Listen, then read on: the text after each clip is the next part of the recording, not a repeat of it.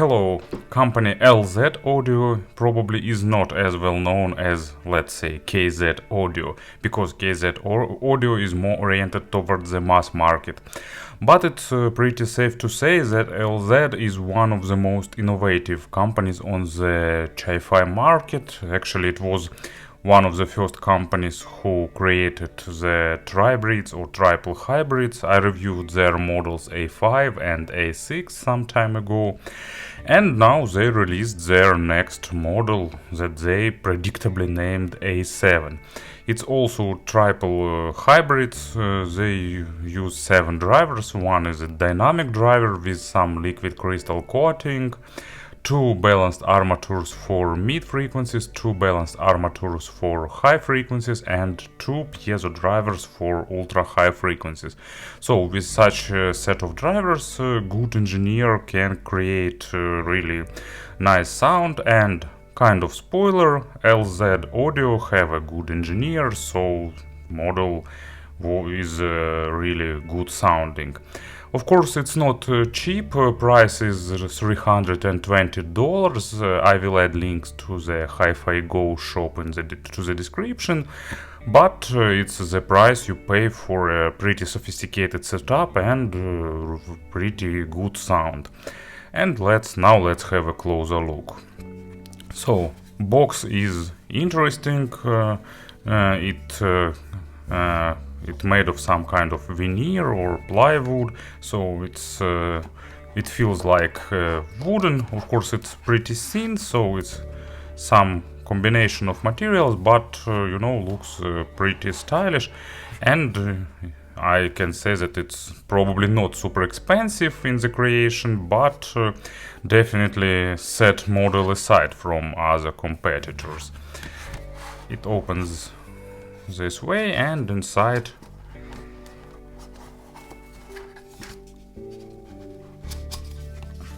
here were earpieces themselves, but I already put them into this case.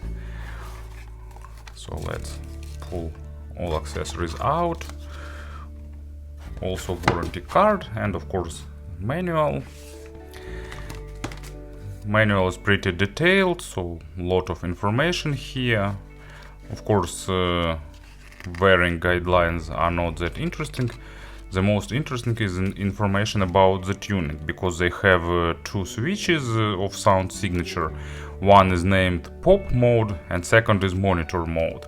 And you can easily guess the difference. In pop mode they have more low frequencies, in monitors they are more linear. But besides that, they also have a set of different sound filters, so you can see that you can adjust the treble. And interesting tuning with the red filter, you can get, and in the monitor mode, you can get a pretty linear frequency response. Not sure if camera shows it nicely, but anyway, you can see that it goes pretty flat without big spikes in the treble area. And also it has extended treble after 10 kilohertz, because here used 2 piezo tweeters. Here is a set of filters, 5 pairs of screw filters. Also case with different tips, 2 type of tips, each 3 pairs of each. Classical gray silicones and this sticky silicone tip that reminds Sony hybrids. Looks like there is some factory in China that makes these tips. Maybe it's the same factory that do that for Sony, or some other factory managed to create something really similar, but it's really nice and convenient tips. And also you will have this tool for switching the switch. Nice case, maybe not the most practical for everyday carrying, but made pretty well. Green leather, really heavy, really solid. You can see that LZ tries to experiment with the retro style. Their logo really reminds that vintage 70s style. And also they used it in the earpieces themselves. So let's see that here are LZA7. Design looks a bit simplistic. Actually, these captions and overall design maybe not as good as some other companies do, but at the same time it's pretty solid. They are made of metal, they are pretty heavy, solidly built, and actually shells are pretty small, so they're fitting nicely even into small ears. Of course, this lot of captions spoils design a little bit, but I think that it's still on the acceptable level. Of course, they could do something more fancy, but is it so important for the in-ear monitors? Here are toggles. They are easy to switch, but of course they're not created to be frequently toggling. It's just an option to find one sound tuning that you will like. Despite having this grill here, sound isolation is slightly above average, so no issues in public transport or on the noisy street. Build quality, of course, is nice. They look and feels really solid, and they are smooth, so no sharp edges, meaning good ergonomics. Here are spouts. They are filters at the same time. They are pretty easy to undo and screw back, so you can even see the internals. We've seen such ideas many times before, but it's just yet another implementation done on the really good level. So it has rubber fittings and really good screws, so no issues here. There is a lip for holding the tips, protective grill. In some reviews actually I read that it's hard to put the tips on, but I got no issues with that, so tips are fitting pretty fast here, so I got no problems.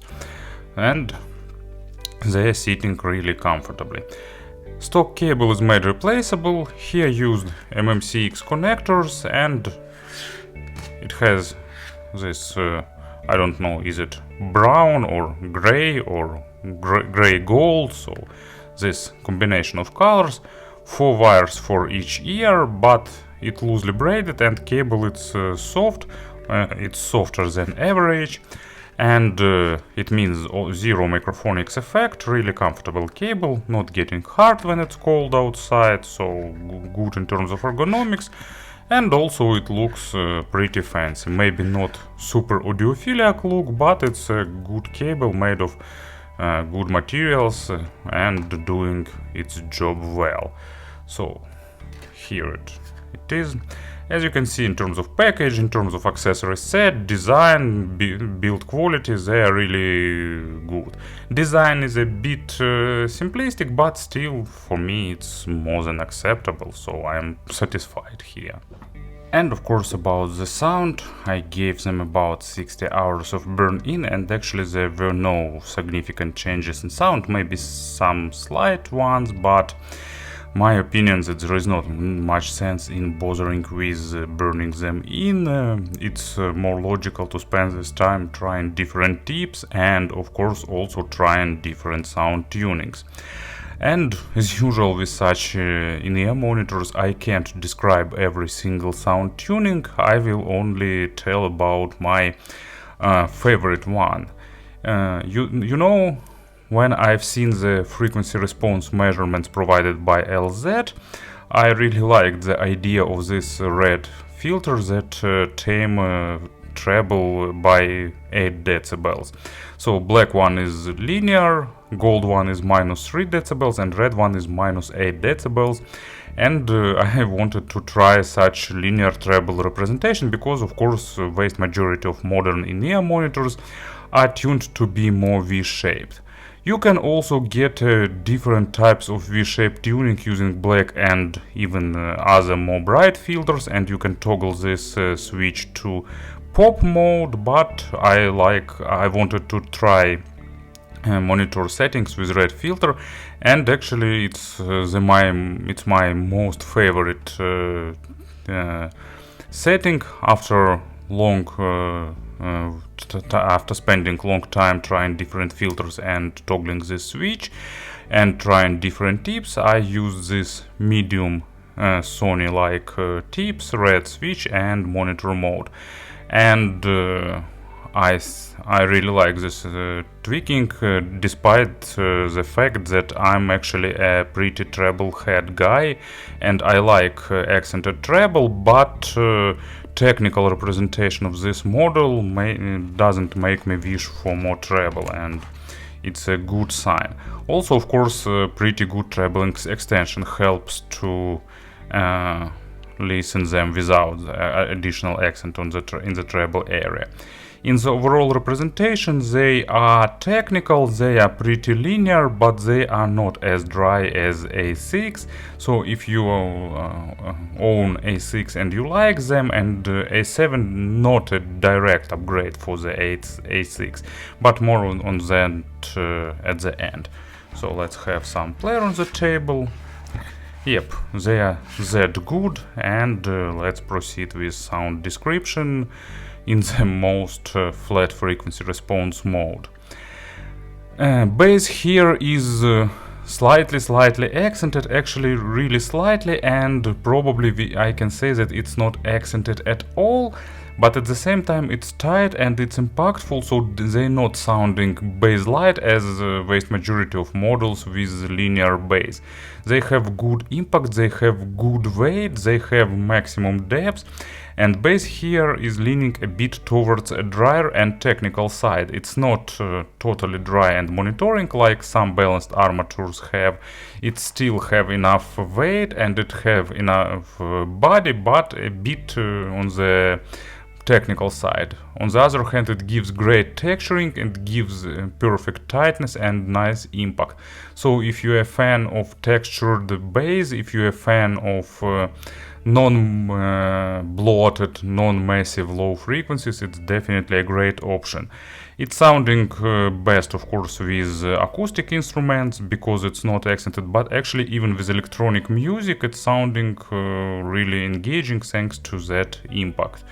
And if you want a bit more, just one flick of switch and you can get it. And as an example, I got a track that probably is one of the best bass tests. Actually, the whole album is a great test for low frequencies.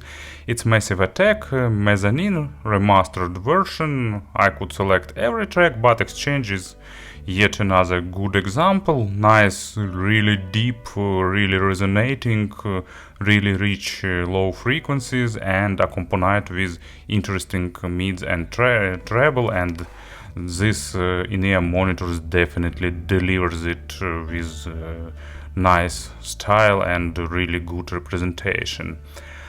Mids are linear, neutral, also a bit focused on the micro detalization, but not as much as A6 do, so basically here they made a slight step back in terms of micro contrast and make mids a bit more weighty and a bit more natural. So nice, natural, but really technical. So they require a good quality of records, but with well-recorded stuff they will reward you with great body, really natural instruments, great separation. They sounding absolutely good with both with male and female vocals. So they usually, either in-ear monitors giving a good body for male vocals or a good sparkling to female ones, but this in-ear monitors balance both options, but once again they require good recorded tracks. They are not absolutely nitpicking, but still require something with well done mastering. Imaginary stage is noticeably above average, pretty good, and depth layering is even better than width separation. So nice spacious stage, maybe not flagship level, but still pretty good. And this model is pretty mid-forward, so if you're looking for something with not recessed mids or with not muchly accented lows and trebles, that model is definitely for you. It will give you all that small nuances and details that many like so much. And as an example, I got a really underlooked gem in the world of progressive metal. Band name is Native Construct, and as far as I know, unfortunately they released only one album and that's all.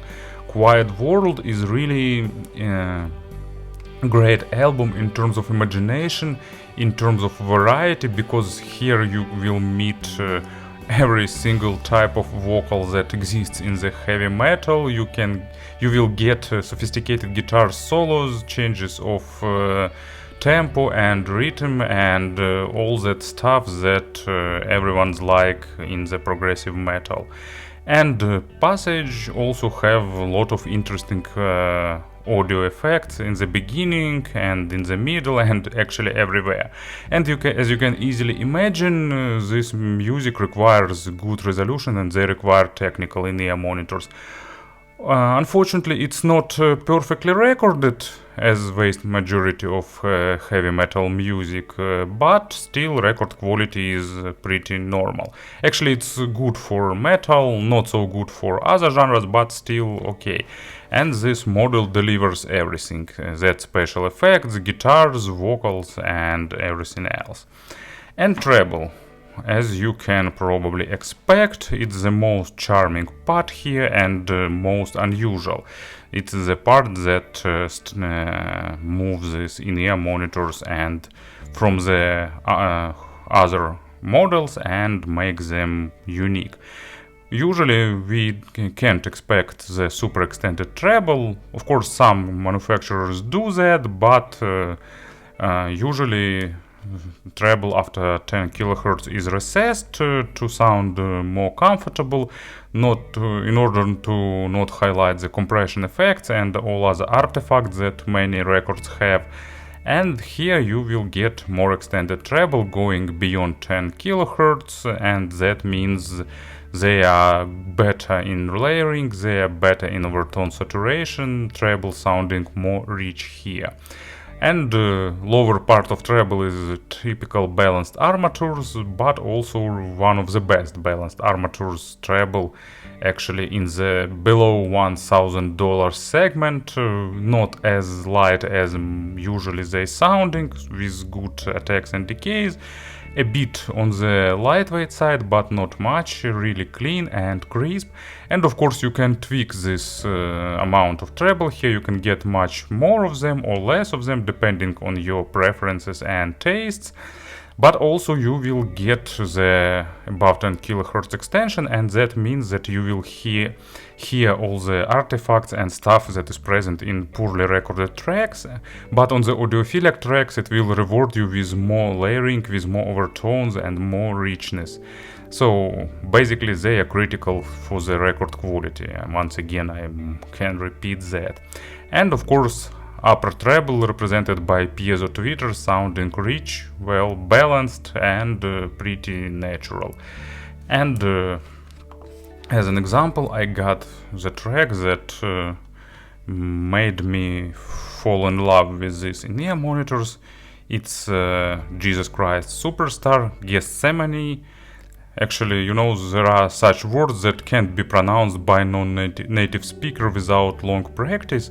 Such words called shibboleths, and they were used during different wars to distinguish our guys from not our guys. And probably this word can be used for as such test for the non-native speakers. So Gethsemane, one of the pinnacles of that famous track, perfect Gillan's vocal and really good instrumental part, nicely recorded guitars, and actually guitars made me fall in love with this model, because that string overtones going to infinity, to the limits of my ears, sounding super natural, super realistic. And then, of course, emotional vocal of Gillan, making really making shivers run down my spine. So that's definitely effective and stylish sounding in ear monitors. So to summarize everything, these earphones are tuned to be on the linear side of things. Of course, you can highlight treble and tweak amount.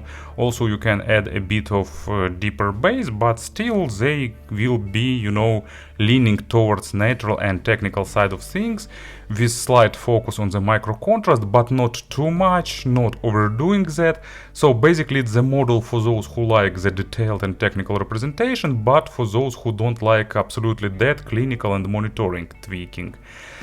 And as for pairings, they have 13 or 15 ohms of impedance depending on the switch position, and they have I don't remember, like 108 and 111 decibels of sensitivity, and 13 and 15 ohms of impedance. So basically they don't require super power, but they require definitely technical source, so to highlight all that strong parts and all that resolution. So probably something like Fio M11 or even better. Also good pairing is Shenlink M6 Pro and so on, up to the higher segment. Speaking about the conversions, just a few models that can be named. There are a lot of models in this price range, but not much of them make sense in comparing, like Fio FH5 for example. They are more weighty, more tighter, with less treble extension, but also sounding not as mid-forward, but with more weight, so different representation. LZ A6, they are basically more linear, more monitoring, more focused on the micro contrast and sounding drier. So if you want even more detalization, A6 could be your option. But here LZ make a slight step towards more natural sound. The most resolving sound not always means most natural, and that's a good example. So I like A7 more, but probably some people who like A6 will still prefer them more. And I don't know, just few models in the same price range, like Dunu DK 2001. They are more energetic, more focused on the emotions, more highlighting macrodynamics, more V-shaped, so more fun tuning. And just, I don't know, IMR Ra, because it's one of my on-the-go models that I really like. They sounding even a bit more natural on the mids, because of planar driver used here, but with a bit less bass resolution, so a bit more weight, a bit less details. And in terms of treble extension, they are, pretty more or less equal, because both use piezo drivers. A bit different tuning, because here lower part of treble is a bit detailed and a bit airy and a bit less weighty, and because here used balanced armatures. But Ra uses piezo tweeter, so more extension and not more extension, same extension, but a bit more weight on the treble area. So it was LZ A7, really good in-ear monitors for those who like technical sound, but actually also natural without going into too monitoring sound. So let's cut that short. Really good audiophilic model with a bit higher than average Chi-Fi model, but it's LZ and they definitely deliver enough of awesomeness for that money. Thank you for listening, thank you for your attention, and have a great day.